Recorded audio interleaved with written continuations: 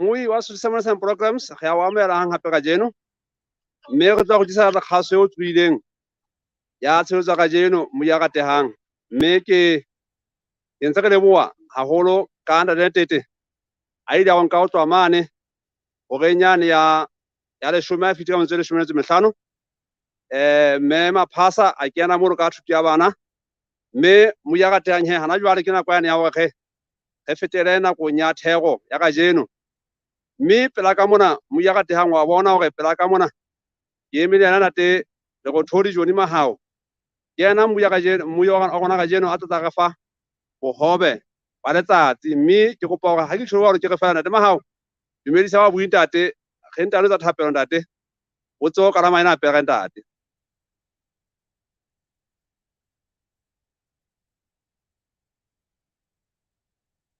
Sermons and Programs ke lakatsa ho dumedisa lebitsong le matla le leholo la mopholosi wa rona Jesu Kriste mme ke tshepa hore le ntse le phetse hantle ya dumedisang ke le go thodima hao mme ke le dumedisa ke le ka mona ka metulong ka metsing ka mona ka matamong ya wa mahao mo ya gatanye ke kopa hore hona jwale ge thapelo o tla le mo ya gatanye hore ge hasa ka go tlolo go tswa kwano motse moholo masego ka gola ba tseba mona mo ke teng mona o bitswa ke Manthabise Convention Center bona mo ga sa ke hona teng mo ya gatang kwana masego le Sotho mme ke kopa hore hona jwale ke thapelo ge ntano ho tswela pele le ntate mahao ka jeno o pa rapele ntate ya matla ohle ya re hodimo kgao le bata gona hang hape ka jeno ntate o fie monyetla wa tagona gore tukwantsho ntate modimo re senga botemo ga tagona ka jeno gore ntate ka mohlanka ga tate mahao a go mosebetsa re dikile ka jeno ntate go fata wa tsa tate modimo mme re thusa gore bohle re tle re tepela ha ona ra dikileng ka wa ra dikile go utlwe wena ka ena tate modimo mme re tle ka tsena paisa tagona gore bohle re tle re tle go wena le mogala modimo mme re tle re phele ka thato ya tagona gore ha ke re sta tla ntate a tla fumana ge lokile go loketse go tla wa ha ntate modimo mme ga le bogale wa tagona motsong ona hle fodisa bohle ba kula tagona hana jwale mme ga go lela bohle mathata bona tagona motsong ona ntate modimo mme a re ke se rena mo ya hala tagona mo ya hala tagona ga te a be teng mahanga a gona ntate ka jeno go tloga taba tsa ntate modimo mme re se kopa tagona tshireletso ha ntate hore tshwara moranga ka jeno tagona a tsitse hore tate ga sona tle fihle ho ba buhi bohle gohle mo atele fase ka go phanda ntate e hlakia tagona mme bohle ba utlwe wena mogala modimo tsena ga re kopa ga ka sa tanga go fenya kgale boa amen. Mo ya gatanye ke kopa hore ke hlalosa fela hore o ka ngola dipotso tsa hao o teng la gona la Facebook kapo la YouTube mono kapo hona dikopo tsa thapelo ha ba di teng mo ya gatanye o amoile o ka di etsa e tle ka morao mona ntate mahao ha a ke thego ya ka jeno a tla hutla taba tsena a di ya gabele ka kotlo mo ya gatehang mme ka o tshwara he ke kopa hle ke mpe ke re fana ntate mahao tswela pele moholo wa ka ke tla o tshwara mane mo ntate o sa ke telong ke a leboa ngwana modimo a be le wena ke lebile haholo moholo wa ka ke ne ke mpa fela ke kopa netefaletso ya hore na ebe ke ntse ke utlwahala hantle ka mono empa ke tshepa hore ke ntse ke utlwahala hantle re se re ntse thapelo mme re kopa hore re tle re tswele pele ka ditaba tsena mme re tlo bua ka ditaba tse amanang le Rahaba. Setho sa rona ke Rahaba mosadi wa seotswa. Rahaba mosadi wa seotswa. Bibeleng tsa rona ke kopa re tle re phetleng ho Joshua kgaolo ya 2. Joshua kgaolo ke ya 2 di Bibeleng tsa rona. Ke tla e bala ka Sesotho ha re fumane. Re kena ditabeng tsa Rahaba mosadi wa seotswa. Mme dibibeleng tsa rona kgaolo ya 2 ya Joshua temana ya pele yona e re jwale Joshua moranune ha le shiteme a roma banna ba babedi sephiring ya bohlwela a re yang le lekole lefatshe la Jeriko.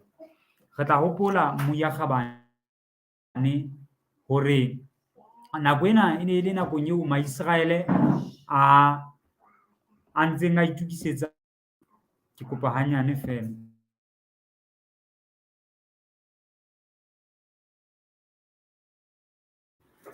Ke nako eo bana ba Ntate Modimo ba neng ba qeta hore ba tshele noka ya Jorodane, jwale ba itukisetsa hore ba kene Kanana, mme ho ne ho so salletse fela hore ba thuwe marako a Jeriko ba kene Kanana.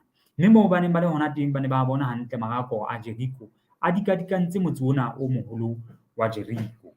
Jwale re tla ithuta hore Jeriko ena eo bana ba Morena Modimo ba neng ba lokela hore ba kene ho yona e ne e le motse o moholo haholo, mme e ne e le motse o ruhileng haholo. Mme lentswe lena Jeriko le hlaha ho modingwana wa kgale wa kgwedi wa nako eno ya nabitswa ka hore ke Yarikh. Yarikh ya ba jwale motse ona o se o bitswa ka yena e le modingwana wa kgwedi. Jwale lentswe lena Jeriko le hlaha hona mono modingwana enwa wa Yarikh. Re tla utlwisisa Moyakgabane hore e ne e le lefatshe le bonahalang ehlile le kene ka matla bokgumameding bona bo re reng ke bokgumamedi ba medingwana.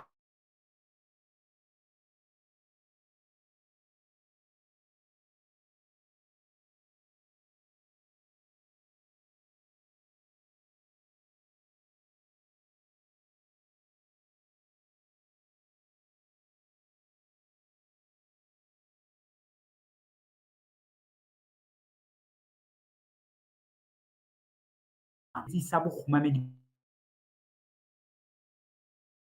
Jeriko, empa jwale bothata e ne le hore ba keke ba kena Jeriko hobane jwale Jeriko e ne e potapotilwe ke lerako le leholo le letelele le letenya. Jwale taba e nngwe hape eo ke ithutang ka yona ka Jeriko ke ya hore e ne e le setshaba kapa e ne e le kgubu ya medingwana ena e mengata eo e seng ya Modimo. Mme batho ba neng ba dula Jeriko ehle boholo ba bona kapa nka tla ka re kaofela ha bona e ne le batho ba neng ba kgumamela medingwana ena eo e neng e kgumamela Jeriko. Jeriko hape e ne e bitswa ka hore ke toropo ya dipalema hobane ho thwe ho ne ho ena le molatswana o no dula ho nosetsa difate tsa palema tsa mono, mme di ne di dula di ntse di hlasimoluhile di na le bophelo ka dinako tsohle. Re bua ka lefatshe la Jeriko leo banna bana le basadi bana ba hlahang kgepeta ba neng ba lokela hore ba le hape ka ha e ne e le tshepiso ya Morena Modimo. Jwale temana bobedi hona ho Joshua moo e re ha sebelwa kapa re ka hlaga temana ya pele ha re qetela ya babaya, mme ba kena tlung ya mosadi wa sehlola, bitso la hae e le Rahaba, ba robala teng. Ke temana ya pele.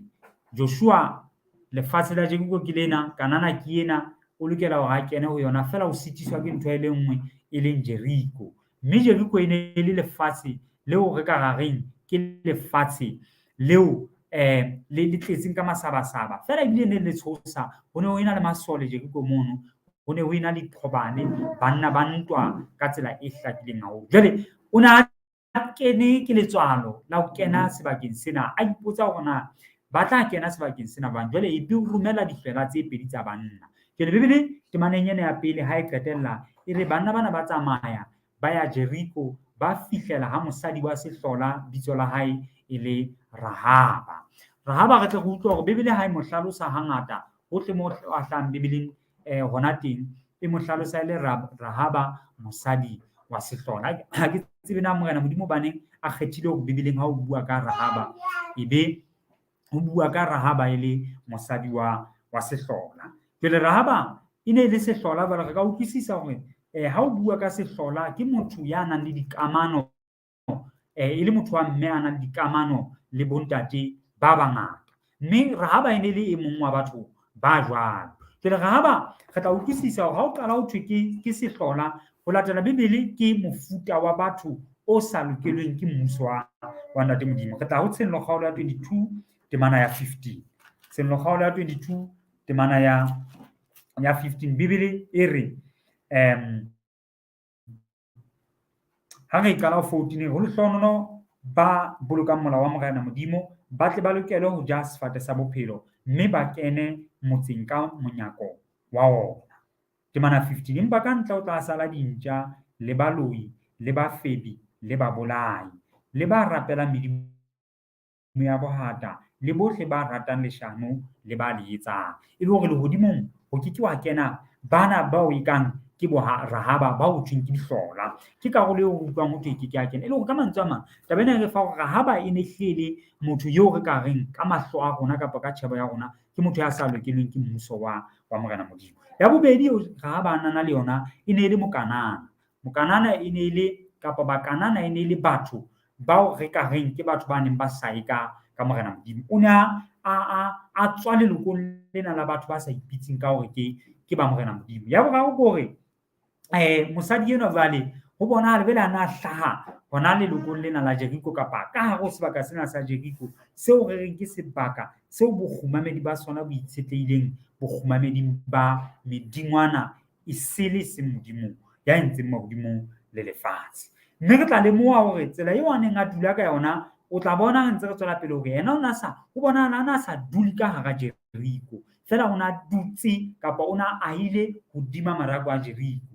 Hobane ka nako eno ka ha dihlola e ne le batho ba neng ba nyatsuwa ka tsela e kgethehileng, ba ne ba sa dumelle hore ba dule kapa ba ahe ka hare ho metse. Mohlomong e ne le hore tshusumetso ena ya bona e mpe e se ke ya kena ka hare ho motse. Re ntse re bua ka mosadi ena ho thweng ke Rahaba ya amohelang banna ba Modimo ba hlahang Israel kapa ba hlahang sebakeng sena ba tla monana jwale ba tlo tla ba hlwela hore na lefatshe lena la kanana ke lefatshe le jwang. Mme hohle mo Rahaba ho buang ka yena re utlwa ho so bua ka hore ke seotswa ihle re hlalositse taba e jwalo ha o ntso bua ka Rahaba fela ho bua ka mosadi wa seotswa. Temana ya bobedi re ha sebelwa morena wa Jeriko ha thwe bona ho tlile kwano bosiung bona banna ba bana ba Israele ho hlola lefatshe.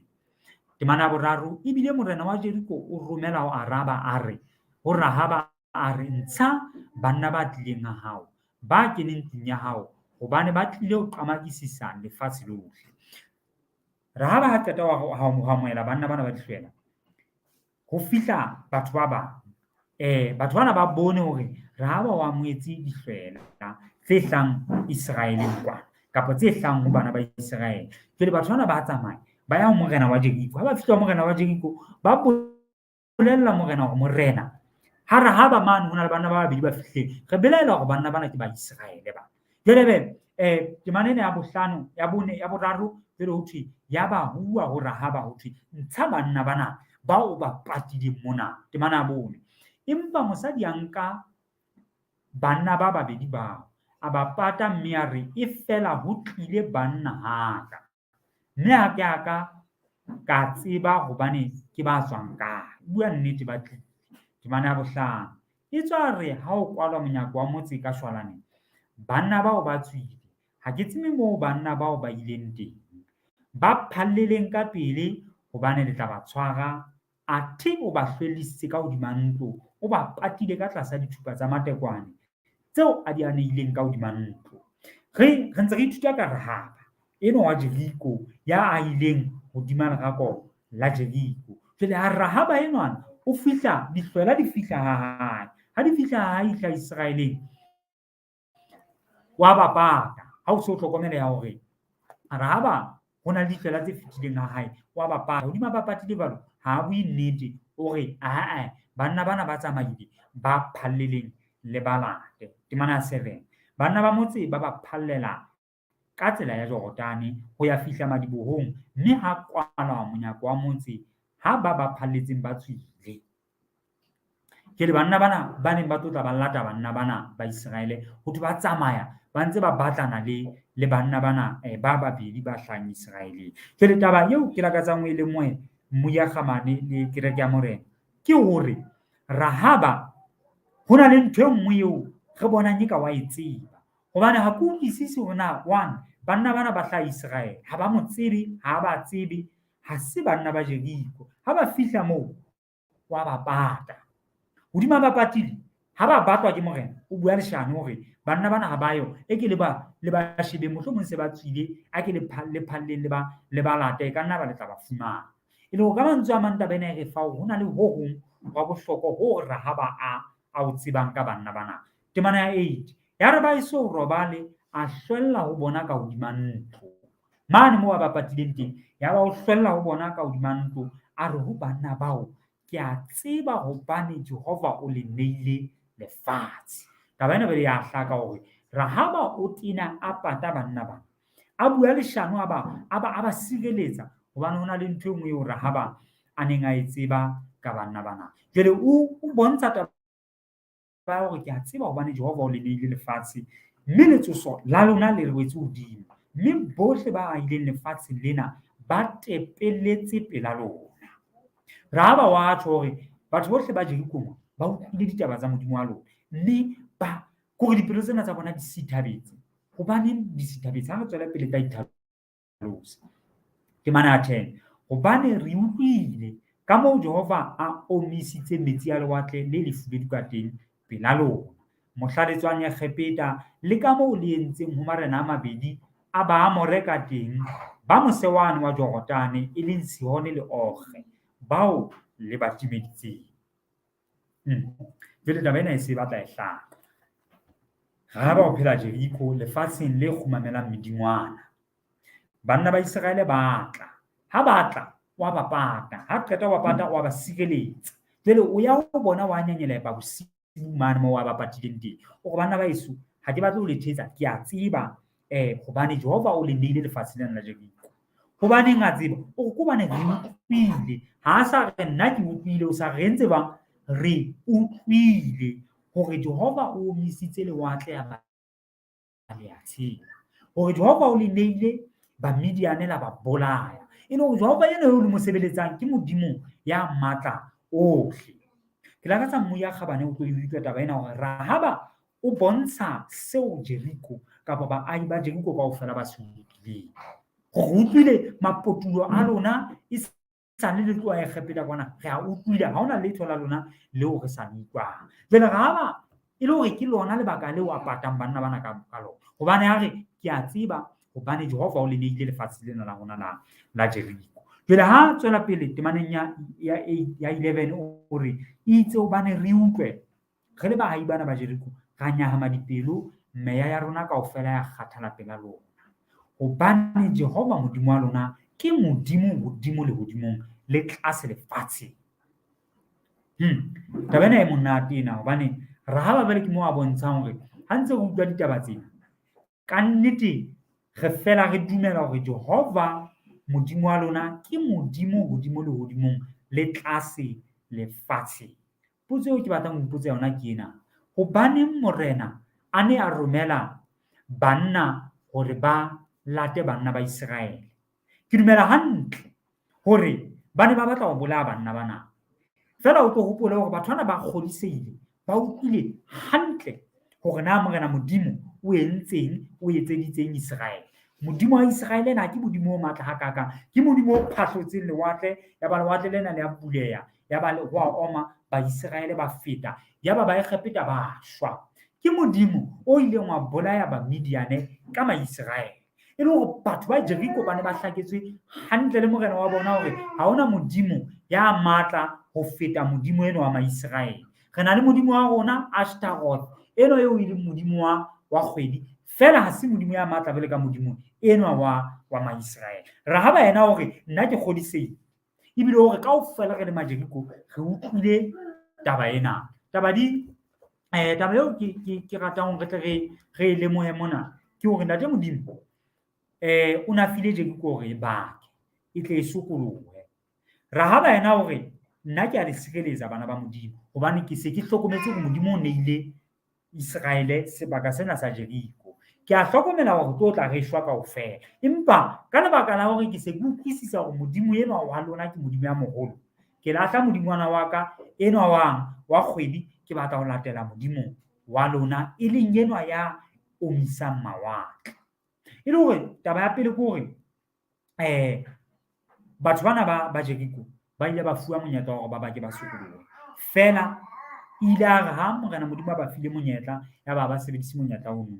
Number 1, ke bana ha ba bona banna ba Israele ba le teng, ba ya ho morena le yena o na le hore a yo banna bana a etse kgotso le bona a re atjhe ra inehela re kopa ho sala modimo eno wa lona morao re qhele eno wa rona ka thoko hobane hana thuso ha se modimo ya matla ba lelekisa banna bana e le hore mpa fela re atisa ka mangolo mona hore batho bana ba Jeriko ba ne ba hlaketswe hantle ke morena modimo wa nnete ba bile ba dumela hantle hore ke modimo ya pholosang ya nang le matla ra ha ba yena wa dipaka ditaba tsena ke lakatsa hore ke ba le bukeng eo thweng ke buka ya ba patriareka le ba profeta leqepheng la 492 buka ya eo thweng ke ba patriareka le ba profeta leqepheng la 492 e re baahi ba Kanana ba fuwe monyetla o lekaneng wa ho baka dilemo tse 40 pele ho buleha ha lewatle le lefubedu le dikahlolo tsa modimo ho Egepeta di pakile ka matla a hlollang a modimo wa Israele kgalalelo ya semelo sa modimo le ho nyonya ho se hlweke di bonahetse dikahlolong tseo modimo o di nisitseng o di nisetsa Maisraele ka ho nka karolo manyaleng a hlola mamela baahi ba Jeriko ba ne ba di tseba mme ba bangata ba ne ba kgodisehile jwalo ka Rahaba le hoja ba ile ba hana ho utlwa modimo Jehova modimo wa Israele e le hore taba ena e re motse kaofela wa Jeriko kaofela ho thwe ba bangata ba ne ba kgodisehile jwalo ka Rahaba le hoja ba ile ba hana ho utlwa modimo fela ho thwe ba ne ba kgodisehile ke rata re itshwara hona mono hore taba e teng mona mmui ya Kgabane le phutheho ya morena Rahaba o utlwile o sa bontshitse hore temaneng ya 10 kgaolong ena bobedi ya Joshua ke re utlwile ka mo Jehova o misitseng lewatle ka teng ha utlwa ena ya ba wa dumela ha qeta ho dumela tumelo ya hae ya ba e bonahala ka diketso ketso eo a ileng a etsa ke efe ke ya hore ebe ha banna ba hlang Israele ile Maisraele ba tla hae ya ba utlwisisa hore banna bana ke tla ba amohela ke be ke ba pate hore ba se ka ba shwa ke be ke bolele tumelo ya ka ho bona hore ka nnete modimo eno wa bona ke kopa hore e tle ebe modimo wa ke number 3 ha re bala ho tswela pele hore na ho ile wa etsahala bang pakeng tsa banna bana le Rahaba jwale temana 12 re Rahaba re jwale ha le ke le ntlhapanyetse ka Jehova hore jwalo ka ha le entse hantle le lona le tla etsa ntlo ya ntate hantle le nne pontsho ya nnete ya hore le tla pholosa ntate le mme le bana beso le dikgaitsedi le tsohle tsa bona le namolele ho phela ha rona lefu utlwa banna ba re banna bao temana 14 ba re ho Rahaba ho phela ha rona ho ke unelwe lefu bakeng sa lona ha le sa hlahisi taba ena ya rona e tla re ha Jehova a se a re neile lefatshe ruri re tla o etsa ka botle le ka nnete ebile o ba theosetsa ka fenstere ka mohala hobane ntlo ya hae e be ile hodima lerako la motse o na ahile hodima lerako a re ho bona ikeleng thabeng e se re mohlomong ba phaletseng ba kgahlana le lona le ipatetse matsatsi a mararo ba phaletseng ba be ba boye le nto ya ka tsela ya lona ya ba banna ba re ho yena re tla lokoloha kanong ena ya hao eo o re antshitseng ka yona bona mohla re kenang lefatsheng la lona o ke o hokele kgwele ena ya lesika le lefubedu o tshwaye mmala ono o ke o qhwaelle o hokele kgwele ena ya lesika le lefubedu festereng eo o re theositseng ka yona hape o ke o bokelle ka hao ntatao le bana beno le bohle ba ntlo ya ntatao le ho ka mantswe a mang banna bana ba re ehle re tlo kgutla hape jwale wa bona wa re theosisa ka kgwele yona kgwele e kgubedu o theosisang ka yona o tle o e behe o ileketise fenstereng ya ntlo ya hao e tla ha re feta re ntse re haola ka sabole re bola motho e mong le mong wa Jeriko e tla ha re bona kgwele ena e kgubedu ebe ha re feta ntlo ena ya hao fela ka hara ntlo ena ya hao o etse bonnete ba hore ntatao mmao bana beno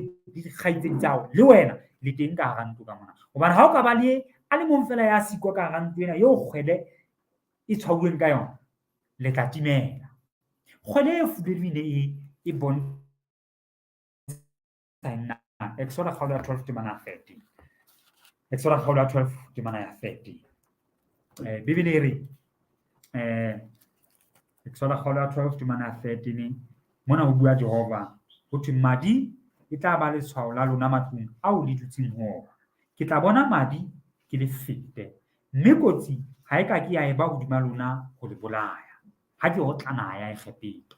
Ho bua na morena Modimo hore o re Maiseraele hore le tswe Egepeta mona ke tlo bolaya Maegepeta fela moo ke tla bona madi a takuwe kosineng ke tla feta ntwe jwalo. Pele le mona o Rahaba banna bana ba re wena Rahaba kgwele e kgubedu o e leketlise fensetereng ya hao. Ha o qeta ho e leketlisa moo e tla re nakong eo re ntseng re haola re bolaya baahi ba Jeriko e tla re bona kgwele ena re tla etsa bang re tla feta Jeriko mme le tla be le bolokehile. Bokgubedu bo tshwantsha madi a Jesu Kriste. E le hore ka mantswe a mang bokgubedu bona bo ne bo bontsha ho hong ka Jesu Kriste ya neng a tlo tla pholosa lefatshe. Re tla hopola hore Rahaba re itse o ile a utlwa ditaba tsa bana ba Modimo ho tswa Egepeta.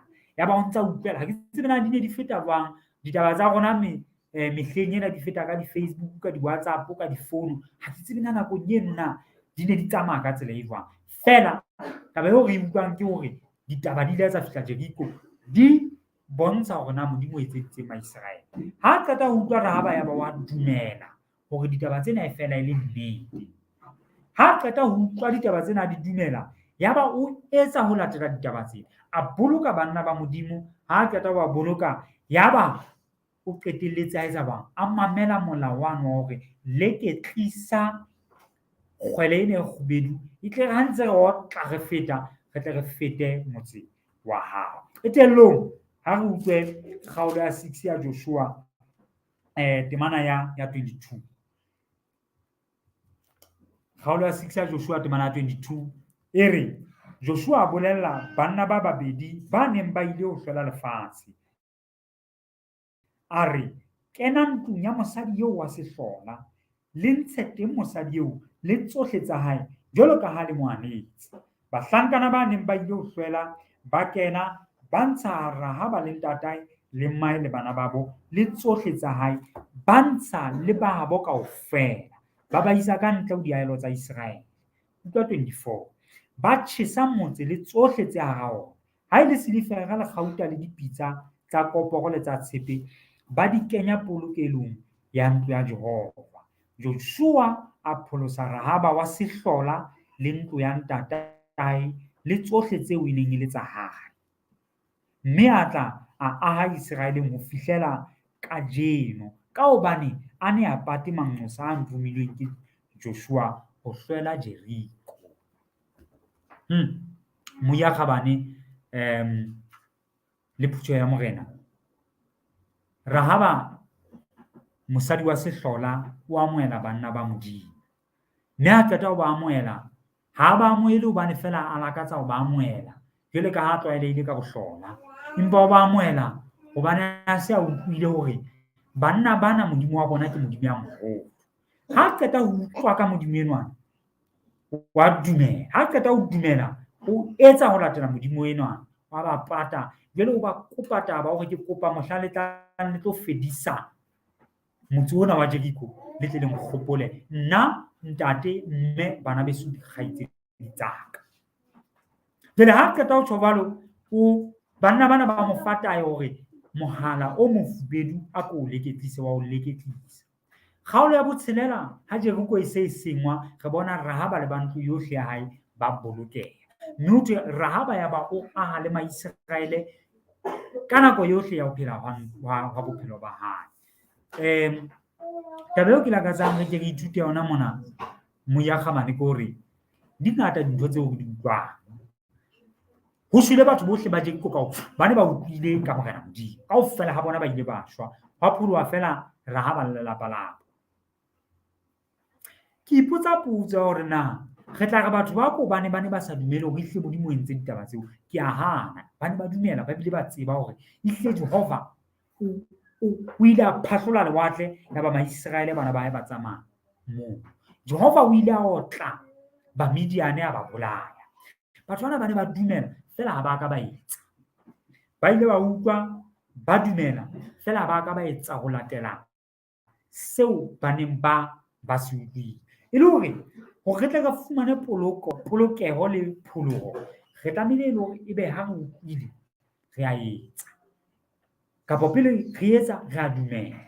Ha re qeta ho dumela jwale be re a etsa. Ha re qeta ho etsa re ntse re dumela mading le sehlabelong sa Jesu Kreste, qetellong re tla fumana poloko. Rahaba o ile a utlwa, ya ba wa dumela, ya ba o etsa ka seo a se utlwileng, ya ba qetellong o mamela banna bana ba re a lekedise ho fubedu ntlong ya hae. Qetellong ya ba wa pholoka. Di ngata dintho tseo re di utlwang, di ngata dintho tseo re di bolellwang. Ha ke tsebe na wena o utlwile eng ka Modimo. Majeriko a ile a utlwa hore Modimo wa Maiseraele ke Modimo ya moholo. Modimo wa bona ha a ka ke a ema kgahlano le Modimo wa Israele. Fela ya ba ntse ba kgetha hore be ke ba khumanela Morena Modimo ntle le rahaba le ba ntlo ya hae. Wena ha ke tsebe hore na o utlwileng ka Morena Modimo. Ke eng yena e utlwileng ka Morena Modimo? Di ngata dintho tseo re di utlwileng ka Morena Modimo. E ka nna ba utlwetse hore Genese kgaolo ya pele le kgaolo ya bobedi Modimo o ile a etsa mahodimo le lefatshe. Mme ya ba o dumela o ehle taba eno e jwalo. E ka nna ba ke seo o se utlwileng ka Ntate Modimo. E ka nna ba ola utlwela hore Genese kgaolo ya 6 ya 7 le 8 Modimo o ile a utlwa nyonya ha sheba bana bao ba entseng. Ya ba o re ke ba fa dilemo tse 120 ka mora moo ke tlo fedisa lefatshe lena ka moralo wa metsi. E ka nna ba ihle ditaba tseno utlwile. E ka Modimo a ileng a arola lewatle bana ba hae ba tsamaya hodima lona. E ka nna ba utlwile moya kgabane le wena hore Jesu Kriste o ile a tla lekgetlo la pele. Boprofeta bo ile batho Isaiah ho ba le kgaolo ya 9 temana 6 hore re tswaletswe mora. Isaiah a profeta ho tloha pele wa Jesu Kriste, mme re bona Jesu Kriste a etla. Mme ke ya kgaolo ya 5 temana 2 e re Jesu Kriste o tla hlahela lefatsheng la Bethlehem. Mme ha re ya testamenteng e ntjha re fumana hore Jesu Kriste o fetse a hlahela lefatsheng la Bethlehem. Mohlomong ke taba eo o e utlwileng ka Jesu Kriste. Mohlomong o ntso utlwa lona jwale ha o ntso rutwa hore Jesu Kriste o tla lekgetlo la bobedi. Tshenolo kgaolo ya pele temana ya bosupa e re bonang o tla ka maru mme mahlo ohle a tla mmona. Esita le ba mo hlabileng. Mohlomong wa dumela ka taba ena hore ehlile Jesu Kriste wa tla. Mohlomong e ka nna ba utlwetse moya kgabane ke sa pheta hore Jesu Kriste o tla lekgetlo la bobedi. Mme yena ha bua tshenolo kgaolo ya 22 temana ya 12. Mme yena ha bua tshenolo kgaolo ya 22 temana ya 12 o bua mantswe ke ana Jesu Kriste. Tshenolo kgaolo ya 22 temana ya 12 Kriste o re bonang ke phakisa ke tla mme ke tshwere moputso wa ka ho putsa e mong le mong ka ho lekanang diketso tsa hae. E ka nna ba utlwile hore Jesu Kriste o a tla lekgetlo la bobedi. Jwale ka banna ba Jeriko le basadi ba Jeriko, e ka nna ba wa utlwa le wena hore ho na le monna ya tlang. O sa bile a tla lekgetlo la pele, lebitso la hae ke Jesu Kriste, o tla hape lekgetlo la bobedi. E ka nna ba utlwile hore letsatsi la khumamelo la nnete la Sabata ha se Sontaha ke Moqebelo.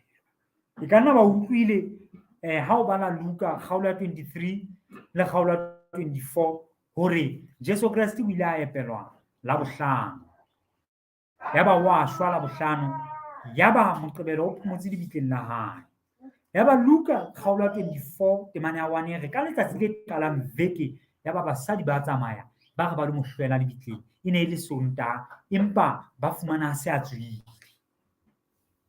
E ka nna ba utlwile hore Sabata e leng letsatsi leo Jehova ha re bala Exodus kgaolo ya 20 Exodus kgaolo ya 20 ha re ya Exodus kgaolo ya 20 Exodus kgaolo ya 20 temana ya 8 re hopola letsatsi la phomolo ho le kgetha. O tla sebetsa ka matsatsi a 6 mme o etse mosebetsi wa hao kaofela, empa letsatsi la bosupa ke phomolo ya Jehova. E ka nna ba wa utlwa hore ntate Modimo hore ka letsatsi la Sabata re phomole.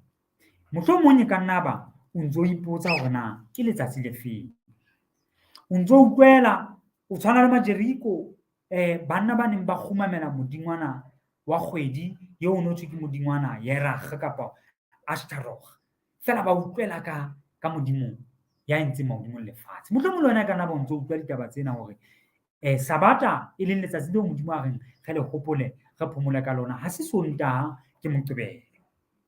E ka nna ba utlwile hore hantlentle letsatsi lena la Sontaha ha le atliswa ke Modimo hore ebe batho re ya kerekeng ka Sontaha, empa le tlisitswe ke kereke ye ipolelang, e leng kereke ya Catholic. Ke tla bala mona hore re tle re utlwisise ditaba tsena. Re ntse re bua ka Rahaba, mosadi wa sehlola, tumelo eo a neng a na le yona, a utlwa. Yaba ha qeta utlwa wa dumela, yaba wa etsa, yaba o boloka taelo ya banna ba Maiseraele, yaba qetellong wa pholoha ena le ba ntlo ya hae. Mohlomong o utlwile hore letsatsi lenana la Sontaha ha se letsatsi leo Bebele e reng re phomole ka lona. Ke bala sengodilweng seo thweng kapa dingolweng tsa Makatholiki, e bitswa Catholic Press, e hatisitsweng Australia ka 1900. Mona kereke Catholic e re Sontaha ke tlhophiso ya Catholic, mme poloko ya yona e ka buelwa fela ke dithuto tsa Catholic. Ha se nna mona Rutiseng Moya-Kgabane, ke kereke ya Catholic e buang. Ho tloha qalong ho isa qetellong ya mangolo a halalelang, ha hona temana e le nngwe e bontshang hore letsatsi le kgethehileng la kgumamelo le tlositswe ho Moqebelo la iswa ho Sontaha. Mohlomong o ntso di utlwa ditaba tsenana hore Sontaha se letsatsi la kgumamelo la Jehova, ke kereke Catholic. Mohlomong ka nna re ke le nngwe fela ena eo ba emotseng, e re eo e nngwe ke mopriste o thweng ke Brady.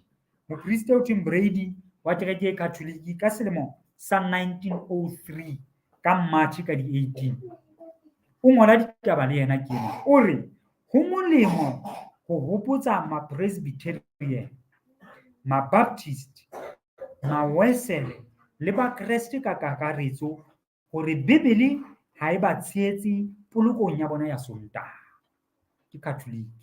Sontaha ke tlhophiso ya kereke e Catholic ya Roma, mme ba e bolokang ba boloka molao wa kereke ya Catholic.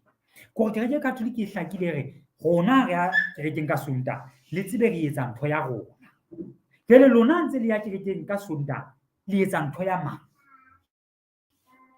Jwale ba hopotsa mona moprista Brady o re ke kopa hore ke ho ba Kreste bohle ba ntse ba ya Sontaha, hore hela taba ena ya Sontaha se ya Modimo, ke ya rona.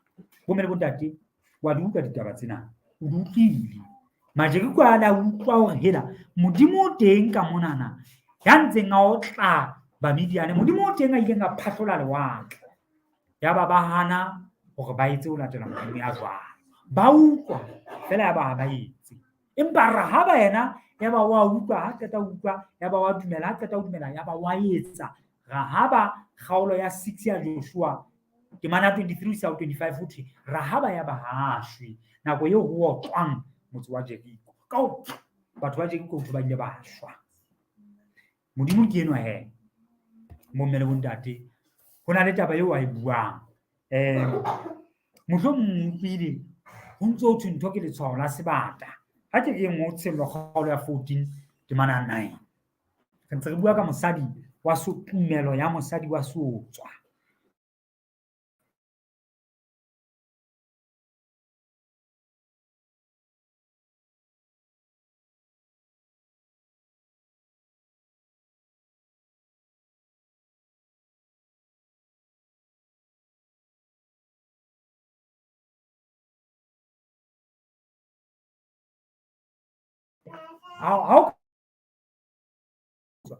O ile a bolokeha ha Jeriko Jeriko e sengwa. Sello-kgaolo ya 14 ha re sentse re qetela ditaba tsa rona. Sello-kgaolo ya 14 re tle re nke temana ya 9 ho isa temana ya 12. Temana ya 9 e re ke sello-kgaolo ya 14 ke ditaba tsa mehla ya bofelo tsena, mme ha re bala tshenolo re lokela ho utlwisisa hore ke ditaba tse tlang ho etsahala mehleng ya bofelo. Sello-kgaolo ya 14 temana ya 9 e re o emamele ka hlokolosi. Lenyoloi la boraro la latela a mabedi ao la re ka lentswe le leholo ekare ha motho a rapela sebata le setshwantsho sa sona, a nka letshwao la sona phatleng ya hae kapa letsohong la hae, le yena o tla nwa veine ya bohale ba Modimo e tshetsweng e sa tswakwa senwelong sa kgalefo ya Modimo, mme o tla hlokofatswa mollong le sebaboleng pontsheng ya manyoloi a halalelang le ya konyana. Motsi wa hlokofalo ya bona o nyoloha ka mehla le mehla, mme barapedi ba sebata le ba setshwantsho sa sebata ba keke ba eba le phomolo bosiu le motshehare, le ha e le ba amohetseng letshwao le lebitso la sebata. Ka mantswe a bobebe, ho thwe batho ba tla amohela letshwao la sebata, ho thwe ba keke ba bona mmuso wa Modimo. Batho ba tla amohela letshwao la sebata le setshwantsho sa sebata, ho thwe ba keke ba bona mmuso wa Modimo. Jwale taba eo ke batlang re utlwisise mona ke hore letshwao la Modimo ho tloha qalong. Ntate Modimo o ile a hopola letsatsi la Sabata ho le kgetha, mme Sabata e tla ba letshwao hore le bana ba ka. Jwale ebe ho tla mmuso o mong o reng rona re fetola letshwao, re fetola Sabata, re tlosa Moqebelo, re isa ho Sontaha ka matla a rona.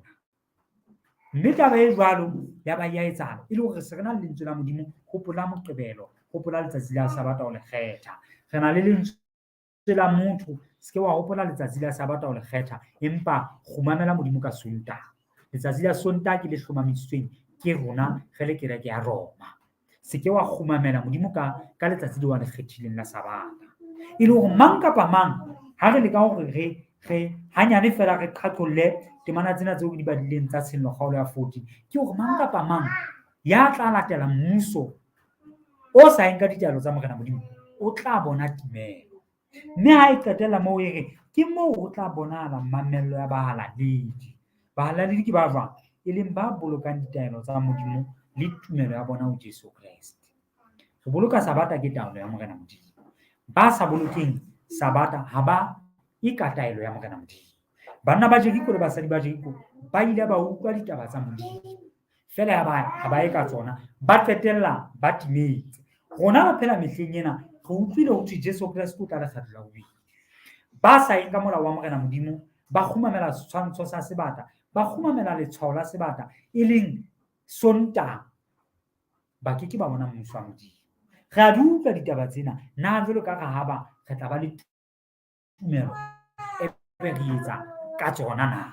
Ha re se re di utlwile, mme Modimo o fana ka taelo ho batho bohle be bang ba ntse ba le ka hare ho ditaba tsena tsa bokgumamedi bona ba Sontaha le bokgumamedi bona bo e seng ba Morena Modimo. Modimo o fana ka taelo, kgaolo ya 18 temana ya 1 ho isa ho temana ya 5. Ho thwe ka mora tseo ka bona lenyoloi le theoha lehodimong, le na le matla a maholo, mme lefatshe la boneswa ke kganya ya lona. La hoa ka lentswe le phahameng la re, o wele Babilona e moholo. O fetohile moaho wa Batemona, letshaba la meya yohle e ditshila, le letshaba la dinonyana tsohle tse sa hlwekang tse ilwang. Mona ha o bua ka Babilona, ho bua ka system kaofela e sa eng ka Morena Modimo. E le hore ho na le kereke ya Morena Modimo kapa ho na le bana ba Modimo bao e leng Maisrael, ho na le bao e seng ba Morena Modimo. Ditabeng tseo re di shebileng re tla re bao e leng ba Kanana e leng Majeriko. Jwale Bibele Modimo mona ho thwe Babilona e wele hobane jwale temana ya boraro e nweisitse ditjhaba tsohle veine ya bohale ba botswa ba yona, mme marena a lefatshe a febile le yona. Temana ya bone ya ba ke utlwa lentswe le leng le tswang lehodimong le re, tswang ho yena lona setjhaba sa ka, le se tshohe le kenella dibeng tsa hae, mme la welwa ke dikotsi tsa hae, hobane dibe tsa hae di se di kolohane ho ya fihla lehodimong, mme Modimo o hopotse makgopo a Babilona. Babilona Modimo o tlo e diela, ebile o thwe e wele hobane ha ye ka ditaelo tsa ntate Modimo.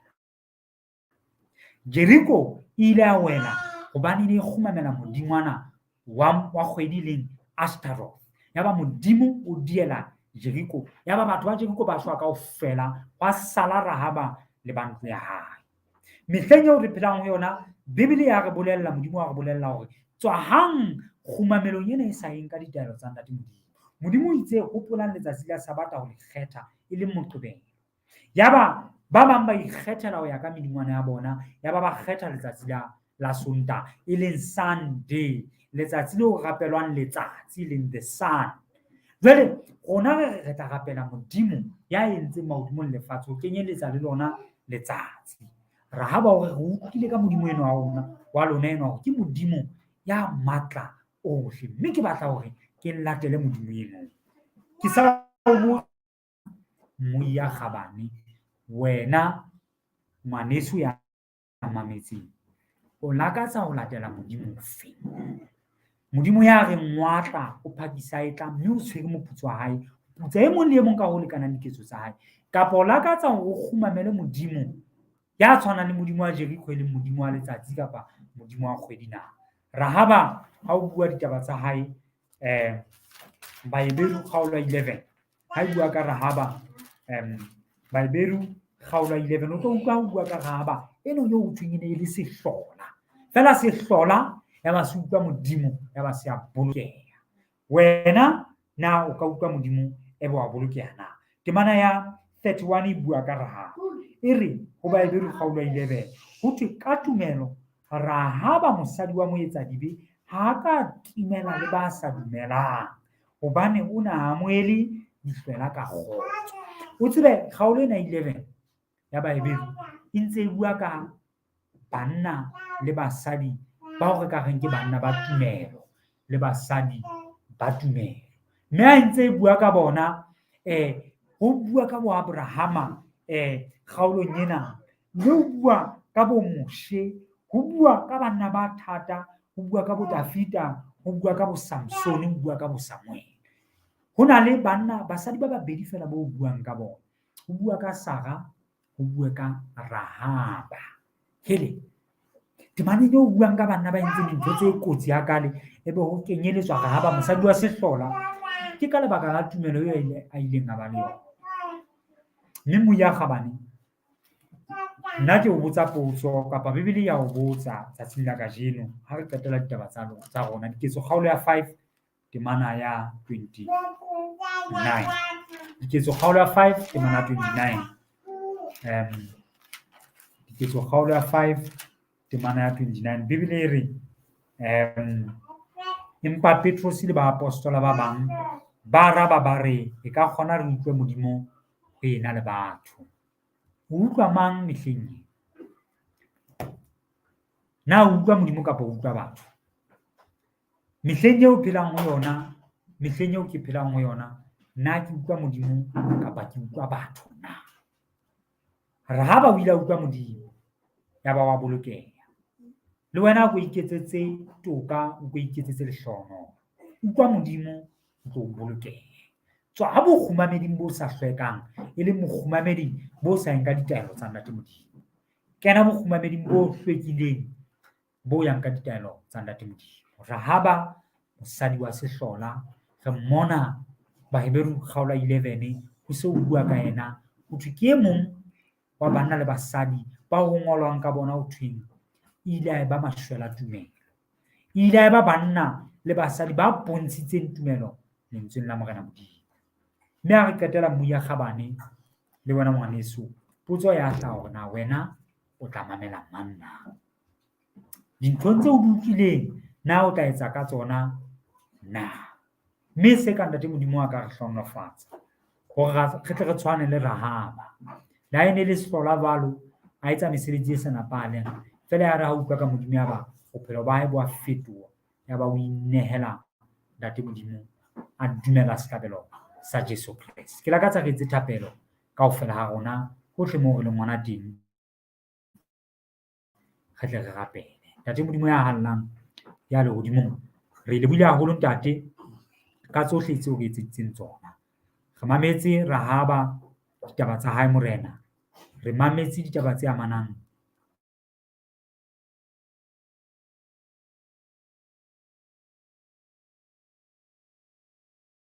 Jeriko Morena ba haetsa ho latela seo ba se utlwileng. Rona Morena ra di utlwa ditaba ke tsena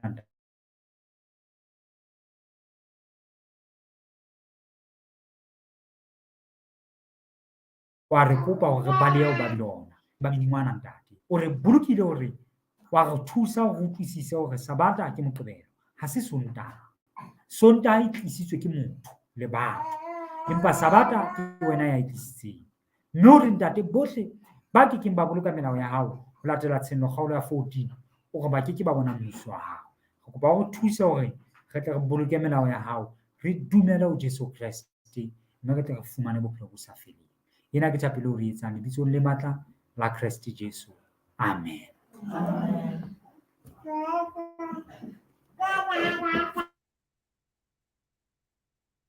o ya ratang ge lebile haholo ka bosebetsi bo bang ntate Mahao Jodi ngolo ka kgale buile haholo ntate ka thuto ya hao ntate, mme ke ntse ke sheba dipotso mona ka dikopo tsa thapelo ntate ha ke fumane le ha e le nngwe fela le potso ha e hlahe ntate o hlakisa hore ehlile molaetsa ntate o fitile ka mokgwa o nepahetseng, mme ka nnete hle ka o sebile ntate o ntse thapelo e kwalang tshebeletso ena. Ka kopa fela hle phutheho eo ne ya metolo ntate ha o kgona hle e ke pina e le nngwe fela ebile le babui ba Sotho Sermons and Programs e ka morao mona ba salisa hantle mogolo wa ka ke tsela mena ke ntho eo e ka kgona go camera e shebe ka go bona ba etse pina e le nngwe fela ntate ka morao mo ne ntate re tla fihla pheletsong ya program ya ka jeno ntate ka le ba holo ntate Ga le ba moholo.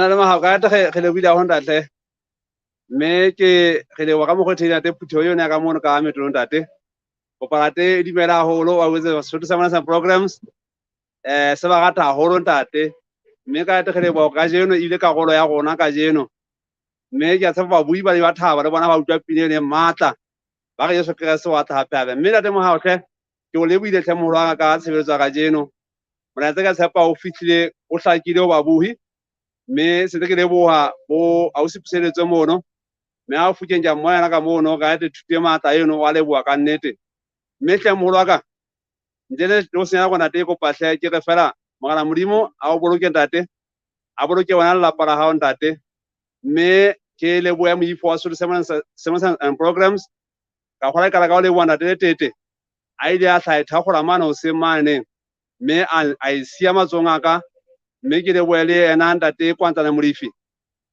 mmoho le ntate le thapa moribe ka o shwala hle ke re ke wana moifo o e ka moga ho tshebeletso yana ka o fela ntate me ge le buile ho ntate ka se o sebetsa ka jeno e se ka mogana ka o boloka ntate nna go etla ntate mogana modimo ha a ga file monyetla ka ngona o no tswele pele ntate ho itumella hore ntate a o sebedise le disebetso la hae ka o shwala hle mbuya ka tehang ke la ka tsa go ge di bea mata go timona mona ka jeno me he ya o a go ngwana sala hantle ke na se iswa mokuditi gona kwano masegu motsemogolo masegu kwano Lesotho mme ka o shwala hehle sala hantle o fitla kopana moifo wa Sesotho and programs nako e tlang ha e be kgotso